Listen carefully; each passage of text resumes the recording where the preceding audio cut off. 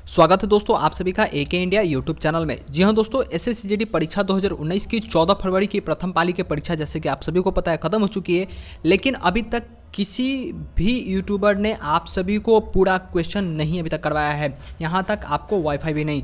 तो आज मैं आप सभी को सभी प्रश्नों का उत्तर और सभी प्रश्नों का पीडीएफ तकरीबन फ्रेंड्स आपको 60 से ज़्यादा क्वेश्चन यहाँ पर करवाऊंगा प्रथम पाली की, और आप लोगों को वीडियो के लास्ट में बताऊंगा कि पीडीएफ आपको कैसे डाउनलोड करना है। तो चलिए बिना ज़्यादा समय गवाए इस क्लासेस को, इस एनालिसिस को शुरू करते हैं। लेकिन आप लोगों से बस छोटा सा रिक्वेस्ट रहेगा कि इस वीडियो को लास्ट तक देखिएगा, क्योंकि जितने भी क्वेश्चन पूछे जा रहे हैं आपके प्रीवियस जितने भी एनालिसिस मैंने किया है उसी से रिलेटेड आप लोगों के पास रहा है। और फ्रेंड्स, आप लोगों को वीडियो पसंद आती है तो वीडियो को लाइक करके अपने दोस्तों के साथ भी शेयर कर दीजिएगा, और चैनल पर पहली बार आए तो चैनल को सब्सक्राइब करके बेल आइकन को दबा लीजिएगा। जी हाँ दोस्तों, देखो पहले शिफ्ट का जो हिंदी का क्वेश्चन पूछा गया था, उसके बाद मैं आपको मैथ्स, रीजनिंग, जीके, जीएस सभी क्वेश्चन को आपको बताऊंगा। तो पहले मैं हिंदी के जितने भी फर्स्ट शिफ्ट में जितने भी क्वेश्चन पूछे गए थे वो आप सभी के साथ करवा देता हूँ। देखो पहला जो प्रश्न पूछा गया था कि चंद्रमा का पर्यायवाची शब्द जो है पूछा जा रहा था। तो चंद्रमा का जो आपका पर्यायवाची शब्द होता है वो होता है मयंक, शिशु और हिमांशु। तो इस तरह से आप इन क्वेश्चन को अटेम्प्ट कर सकते हो। तो देख लेना पर्यायवाची शब्द को आप लोग जरूर, आपके अगले शिफ्ट में फिर पर्यायवाची शब्द से ही क्वेश्चन पूछे जाएंगे। उसके बाद एक क्वेश्चन पूछा गया आदर का विलोम शब्द। तो आदर का जो विलोम शब्द होता है आपका अनादर होता है। अगला प्रश्न पूछा गया था अनावरण का विलोम शब्द पूछा जा रहा था। अनावरण का विलोम क्या होता है? अनावरण होता है। तो आपका जो विलोम शब्द से भी 2-3 क्वेश्चन जो है हर एक शिफ्ट में पूछे जा रहे हैं, तो उसे भी आप देख लीजिएगा। अगर आप लोगों को वीडियो पसंद आया तो प्लीज़ वीडियो को लाइक कर दीजिए। अब देखो एक प्रश्न पूछा गया था अभिलंब का शुद्ध शब्द क्या होता है। तो अभिलंब का जो शुद्ध शब्द होता है अविलंब होता है, ठीक है। तो इस तरह का जो शुद्ध शब्द के लिए 1-2 क्वेश्चन था वो भी पूछा जा रहा है। एक क्वेश्चन पूछा गया था शुद्ध वाक्य करना था, वाक्य को जो पूरा सेंटेंस को उसे शुद्ध करना था। जैसे मैंने देवी का दर्शन कर लिया, तो इस वाक्य में इसको शुद्ध करना था। तो इसका जो शुद्ध होगा, जैसे कि मान लेते हैं दर्शन की बात करते हैं, दर्शन हमारा बहुवचन शब्द होता है, तो मैंने देवी का दर्शन कर लिया, ये इसका बिल्कुल सही जवाब होगा। अब देखो एक प्रश्न पूछा गया था आप सभी के लिए कि साहित्य और समाज में घोर संबंध है। अब देखो साहित्य और समाज में घनिष्ठ संबंध होता है, ठीक है, घोर संबंध नहीं होता है। घोर पापी होते हैं, ठीक है, जैसे कभी घोर पापी है, घोर अत्याचारी है, लेकिन संबंध के बीच में आप घनिष्ठ शब्द को यूज कर सकते हो, जो कि ऑप्शन बेस से बहुत ही ज्यादा अच्छा लगता है और ये सही और सटीक बैठता भी है। अब देखो कुछ प्रश्न आपके मुहावरे से पूछे गए थे, जैसे टस से मस नहीं होना, तो कोई फर्क नहीं पड़ना बिल्कुल इसका सही जवाब होता है। और दोस्तों आप लोगों को मैं बता दूं, मैं अनअकैडमी के ऊपर भी पढ़ाता हूं। आप सभी को सुबह में करंट अफेयर क्लासेस और शाम को टॉप 25 जीके जीएस की क्वेश्चन कराता हूं, जो कि आप लोगों के लिए बहुत ही ज़्यादा बेनिफिट रहने वाली है। अभी तक आपने ज्वाइन नहीं किया तो क्लासेस को ज्वाइन कीजिए, लिंक आपको नीचे डिस्क्रिप्शन में मिल जाएगी। अब देखो आगे का जो क्वेश्चन पूछा जा रहा है कड़वी बात पीना, जो कि एक मुहावरा था हिंदी का। कड़वी बात पीना का क्या होता है? अपमान सहना। जी हाँ दोस्तों, उसको क्या होता है? अपमान सहना होता है। और एक प्रश्न पूछा गया था उसी जैसे उसे भारी प्यास लगी थी, इस वाक्य को क्या करना था? शुद्ध करना था। तो प्यास हमें भारी नहीं लगती, हमें प्यास जो है बहुत प्यास लगती है, तो इसका शुद्ध वाक्य क्या होगा? उसे बहुत प्यास लगी हुई थी, ठीक है। तो इस तरह के क्वेश्चन आपके पूछे जा रहे हैं। अब देखो एक मुहावरा पूछा गया था कि अपना हाथ जगन्नाथ होना, तो ये मुहावरे का अर्थ क्या होता है? अपने काम पर विश्वास होना। जी हाँ दोस्तों, इसका क्या होता है? अपने काम पर विश्वास होना। अब देखो एक प्रश्न पूछा गया था आप सभी का कि खोदा पहाड़ निकला चूहिया, इस मुहावरे का अर्थ पूछा जा रहा था। तो सोच में पड़ जाना या सोच में पड़े होना या सोच से पड़े होना, मतलब समझो कि मैंने उसके बारे में एक्सपेक्ट भी नहीं किया था, लेकिन ऐसा सोचा था लेकिन वैसा निकल गया। इस तरह से इसको ऑप्शन बेस पे आप इसको बहुत ही आसानी से इजीली सॉल्व कर सकते हैं। अब देखो एक और मुहावरा प्रश्न पूछा गया था हाथ कंगन का तो आरसी क्या, इस मुहावरे का मतलब समझाना था। तो प्रत्यक्ष को प्रमाण की आवश्यकता नहीं होती, ठीक है। अब देखो फर्स्ट शिफ्ट का आपको जो जीके जीएस का क्वेश्चन पूछा गया था उसके बारे में बता दूं, 2018 का कॉमनवेल्थ कहां हुआ था? ये भी क्वेश्चन बहुत ही इंपॉर्टेंट है। तो ये कहां हुआ था? आपका ऑस्ट्रेलिया में हुआ था। एक प्रश्न पूछा गया था उड़ीसा का गवर्नर कौन है? देखो मैंने हर एक शिफ्ट के लिए आपको सभी को बताया है कि जो गवर्नर है और मुख्यमंत्री और राज्य राजधानी उसे जरूर देख लीजिएगा। 1 नंबर आपको हर एक शिफ्ट में यहां से बन रहा है। अब उड़ीसा गवर्नर आपके कौन है? तो गणेशी लाल। आप लोग नीचे कमेंट में बताना कि उड़ीसा का जो है मुख्यमंत्री कौन है, ठीक है। अब देखो एक प्रश्न पूछा गया था, भारत का पहला क्रिकेट मैच कब खेला गया था? तो 1932 ईस्वी में खेला गया था और उस समय जो भारत के कप्तान थे वो कौन थे? सीके नायडू थे। अब देखो एक प्रश्न पूछा गया था कि ब्राजील में जो रियो डी जेनेरियो है कि समिट का नाम बताना था, एक इसी तरह कोई समिट हुआ था 1992 ईस्वी में, तो उस समिट का नाम बताना था आपको। तो ऑप्शन में क्या था पता नहीं, लेकिन उस समय जो समिट हुआ था 1992 ईस्वी में, एजेंडा 21 या उसे अर्थ समिट के नाम से भी जाना जाता है। अब देखो एक दिवस के नाम से क्वेश्चन पूछा था कि खेल दिवस कब मनाया जाता है? तो खेल दिवस जो है आपको 29 अगस्त को मनाया जाता है, मेजर ध्यानचंद के जन्मदिन के अवसर पे, ठीक है। अब देखो एक प्रश्न पूछा गया था आप सभी का कि सिंगही जो त्यौहार होता है कहाँ की त्यौहार है? तो सिंगही जो त्यौहार है फ्रेंड्स आपके मणिपुर के त्यौहार है और मणिपुर की राजधानी कहाँ होती है? तो इम्फाल। आप लोग नीचे इसे कमेंट सेक्शन में मणिपुर के मुख्यमंत्री और गवर्नर का नाम जरूर बताना, ठीक है। अब देखो अगला प्रश्न पूछा गया था, डीपीएसपी कहाँ की संविधान से लिया गया है? डीपीएसपी कहने का मतलब है direct principle of state policy, कहाँ से लिया गया? तो फ्रेंड्स ये आयरलैंड से लिया गया। और कौन से भाग में आते हैं? तो ये 4 भाग में आते हैं और अनुच्छेद इसका 36 से 51 के बीच में जो अनुच्छेद है, इस अनुच्छेद के अंदर जो है डीपीएसपी यानी direct principle of state policy वो आती है। एक प्रश्न पूछा गया था आप सभी के, राज्यसभा के सभापति कौन होता है? बहुत इंपॉर्टेंट क्वेश्चन है। तो राज्यसभा के जो सभापति होते हैं आपके उपराष्ट्रपति होते हैं। अगला प्रश्न जो पूछा गया था कि दक्षिण भारत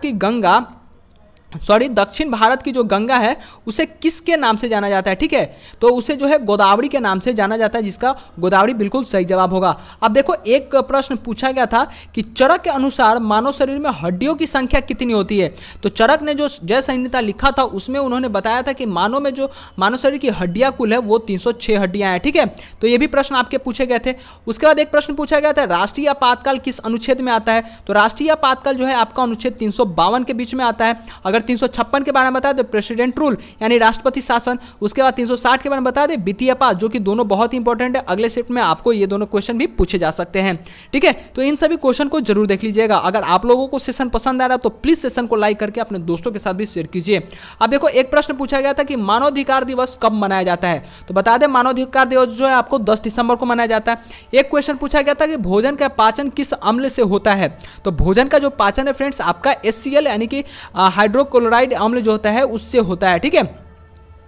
अगला प्रश्न जो पूछा गया था आप सभी का कि स्वराज मेरा जन्मसिद्ध अधिकार है, इसमें से इसे मैं लेकर रहूंगा, किस कथन को किसने कहा था? तो इसे जो है बाल गंगाधर तिलक ने कहा था, ठीक है। अब देखो नेक्स्ट क्वेश्चन पूछा गया था कि तंजौर का मंदिर किसने बनवाया था? तो तंजौर का एक मंदिर था, उस मंदिर का नाम हमारे पास नहीं आया है, लेकिन उस मंदिर का निर्माण जो है राजा प्रथम ने इसकी करवाया था, ठीक है। अब देखो नागा अर्जुन बांध किस नदी पर है? तो नागा अर्जुन जो बांध है आपकी कृष्णा नदी पे है, ठीक है। तो इन सभी ऐसे प्रश्नों को जरूर देखिएगा, आप लोगों के लिए बहुत ही ज्यादा इंपॉर्टेंट रहने वाली है। अब देखो ड्राफ्टिंग कमेटी के चेयरमैन कौन थे? तो ड्राफ्टिंग कमेटी के जो आपके चेयरमैन थे वो भीमराव अंबेडकर थे, ठीक है। तो इन प्रश्नों को जरूर देख लीजिएगा आप लोग। अब देखो एक प्रश्न पूछा गया था, रोहन बोपन्ना किस खेल से संबंधित है? यानी कि खिलाड़ियों के बारे में आप जानकारी लीजिए और वो जानकारी होनी चाहिए कि किस खेल से वो खिलाड़ी संबंधित है, ठीक है।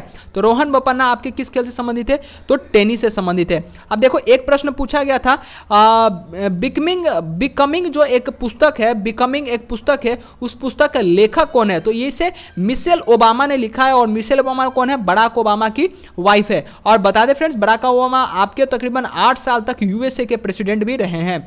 अब देखो एक क्वेश्चन पूछा गया था, संविधान सभा के अध्यक्ष कौन थे? तब क्वेश्चन तो मेरे पास एग्जैक्ट नहीं है, अस्थायी पूछा जा रहा है या प्रथम पूछा जा रहा है या अस्थायी रूप से पूछा जा रहा है। तो मैं आपको बता दूं अस्थायी रूप से आपको डॉक्टर सच्चिदानंद सिन्हा को 9 दिसंबर को बनाया गया था 1946 ईस्वी को। उसके बाद 2 दिन बाद अस्थायी रूप से डॉक्टर राजेंद्र प्रसाद को बना दिया गया था 11 दिसंबर 1946 ईस्वी को संविधान सभा के अध्यक्ष के रूप में। एक क्वेश्चन पूछा गया था कि 2.5 दिन का झोपड़ा किसने बनवाया? तो 2.5 दिन का जो झोपड़ा आपका कुतुबुद्दीन ऐबक ने बनवाया था।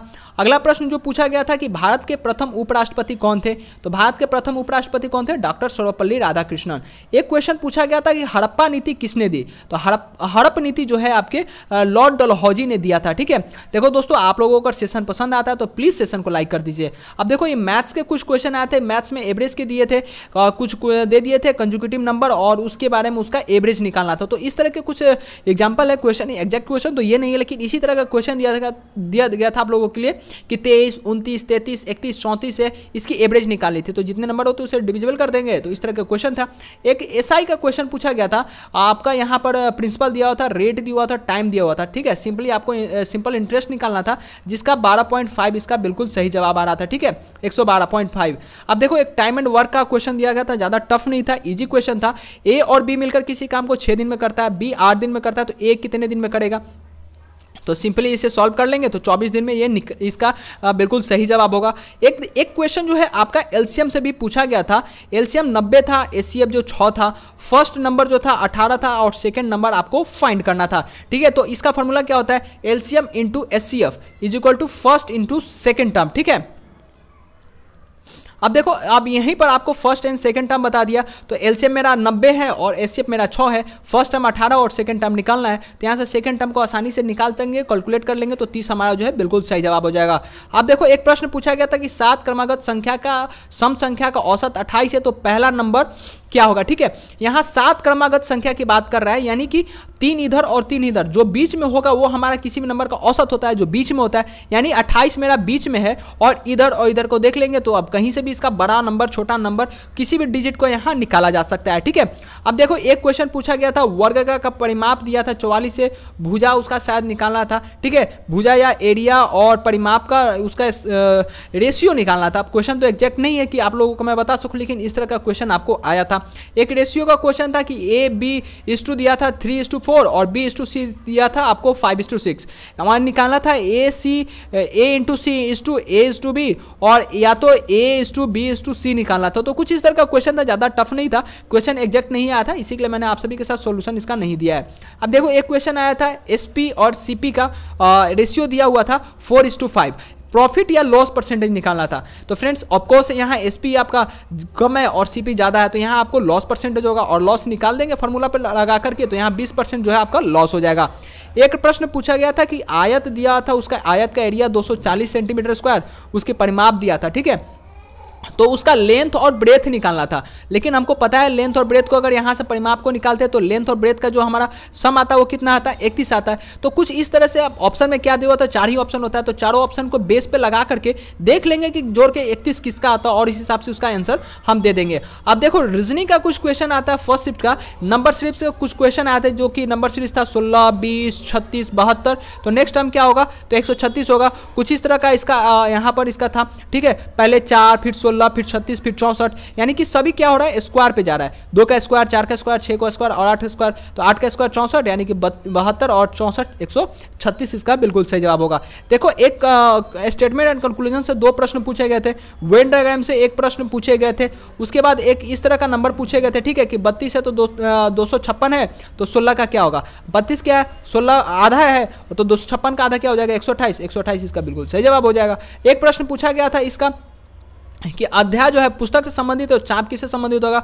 तो वो आपके वृत्त से संबंधित होगा, ठीक है। और एक इस तरह का क्वेश्चन पूछा गया कि 9 3 30 होता है, 7 4 31 होता है, तो 9 किसको करेंगे तो 66 हो जाएगा। देखो तो इस तरह के प्रश्न को बनाने के लिए 9 3 27, 27 में 3 जोड़ेंगे तो 30, 7 को 28, 28 में 3 जोड़ेंगे तो 31, तो किसको जोड़ेंगे तो 9 7 63 में 3 जोड़ेंगे तो 66, यानी कि 7 इसका बिल्कुल सही जवाब हो जाएगा। देखो दोस्तों मेरे पास जितने भी प्रश्न आए थे तकरीबन आपको 56 क्वेश्चन मैंने करवाया है यहाँ पर, जो कि आप लोगों के लिए बहुत ही यूजफुल रहेगा।